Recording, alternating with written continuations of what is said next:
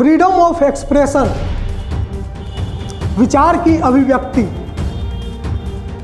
इसकी स्वतंत्रता क्या है और यह कहां तक जाती है, इसको कौन तय करेगा, यह कैसे तय होगा। अगर इस देश का प्रधानमंत्री जो संवैधानिक पद पर बैठा हो, जिसने संविधान की शपथ ली हो, वो अगर अपने स्पीच में यह कहता हो कि कपड़ा देखकर किसी की धर्म और जाति का पता लगा सकते हैं, वो अपनी स्पीच में अगर यह कहता हो कि शमशान और कब्रिस्तान की बात करता हो, तो क्या उसे हम फ्रीडम ऑफ स्पीच के दायरे में रखें या उसको ब्रीच माने। अगर ये ब्रीच है तो इस तरह के वक्तव्य के लिए, इस तरह के एक्सप्रेशन के लिए क्या सजा हो सकती है। हिंदुस्तान की ऐसी कौन सी संस्था है जो एक्शन ले सकती है कोई? सुना है आपने, चुनाव के दौरान दर्जनों शिकायतें जाती हैं इस तरह के हेट स्पीच को लेकर।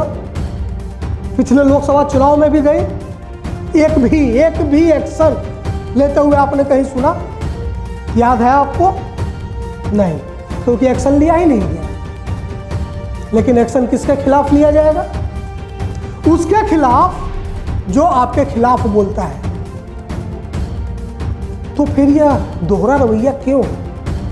और सवाल है, अच्छा यह मैं बात क्यों कर रहा हूं, यह मुद्दा कहां से आ गया?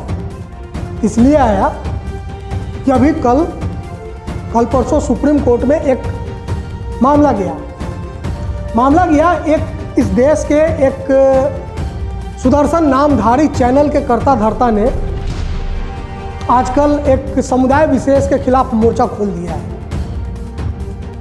इस मामले को लेकर सुप्रीम कोर्ट में एक केस गया कि भाई ये कंटेंट जो है आपत्तिजनक है और इसको रेगुलेट करने की जरूरत है।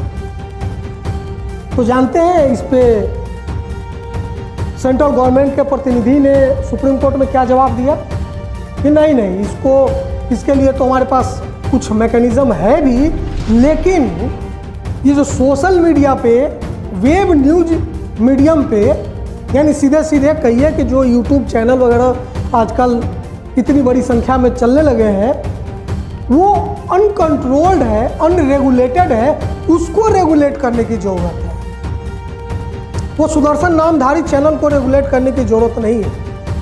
वो रोज रात को 8 बजे अदालत लगाने वाले अर्नब गोस्वामी को रेगुलेट करने की जरूरत नहीं है। समुदाय विशेष के खिलाफ जहर उगलने वाले चैनलों के लिए रेगुलेशन की जरूरत नहीं है।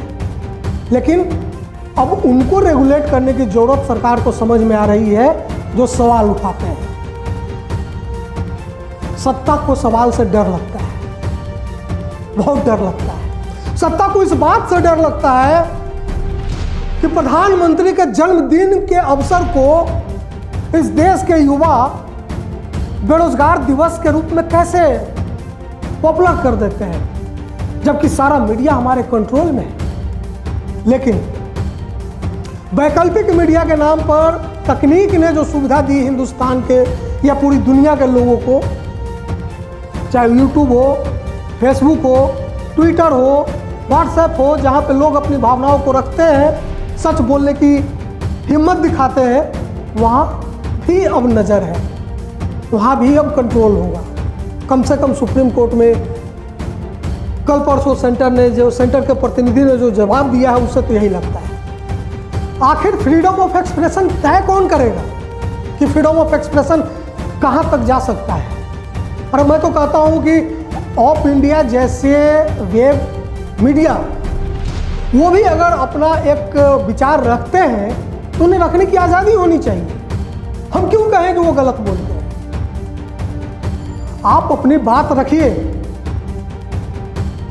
चाहे वो दक्षिण पंथ का हो, वाम पंथ का हो, वो कम्युनिस्ट हो, कांग्रेसी हो, राइट विंगर हो, कोई भी हो, वो अपनी बात रखने के लिए स्वतंत्र है। फ्रीडम ऑफ एक्सप्रेशन यही तो है। आपकी बात में दम होगा, लोग उसको मानेंगे, दम नहीं होगा, लोग उसको नकार देंगे। हाँ ठीक है, या आपकी बात से हिंसा हो, आपकी बात से अव्यवस्था फैले, तब तो बात समझ में आती है कि it is the breach of freedom of expression. लेकिन अगर सरकारें ये तय करने लगे कि फ्रीडम ऑफ एक्सप्रेशन का लिमिट क्या है, तब फिर क्या होगा? तब यही होगा कि जो ऑप्शनल मीडिया, जो लोग मेन स्ट्रीम मीडिया में नहीं थे अब नहीं है, और अब ऑप्शनल मीडिया के जरिए अपनी बात रख रहे हैं, उनको टारगेट किया जाएगा। ठीक है, उसमें बहुत सारे लोग हैं, बहुत सारे छोटे छोटे लोग हैं जो बहुत सारे काम करते हैं, वहाँ तक किसी की नज़र भी नहीं पहुँचेगी। लेकिन ऐसे बहुत सारे वॉइस हैं जिनकी आवाज़, जिनकी एनालिसिस असर डालती है समाज पे, और सरकार को इससे डर है। सरकार को इस बात से डर है कि अगर इसी तरह चलता रहा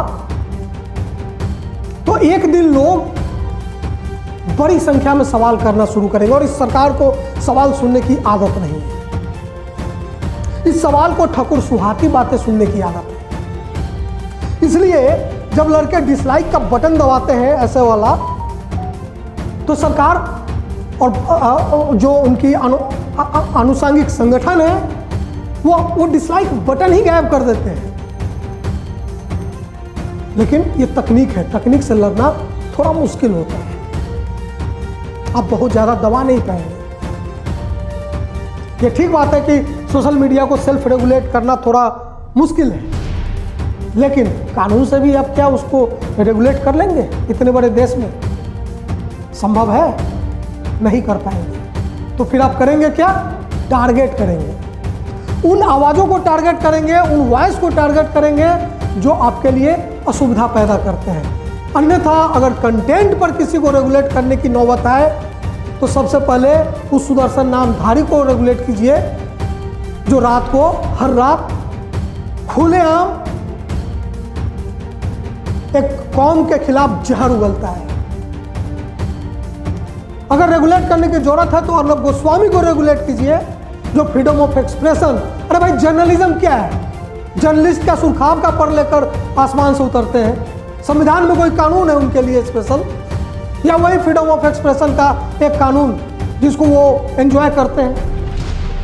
वही एक कानून एक आम आदमी एंजॉय करता है। तो आप कानून बदलेंगे इसके लिए? नहीं बदलेंगे। आप फंडामेंटल राइट से छेड़छाड़ नहीं करेंगे।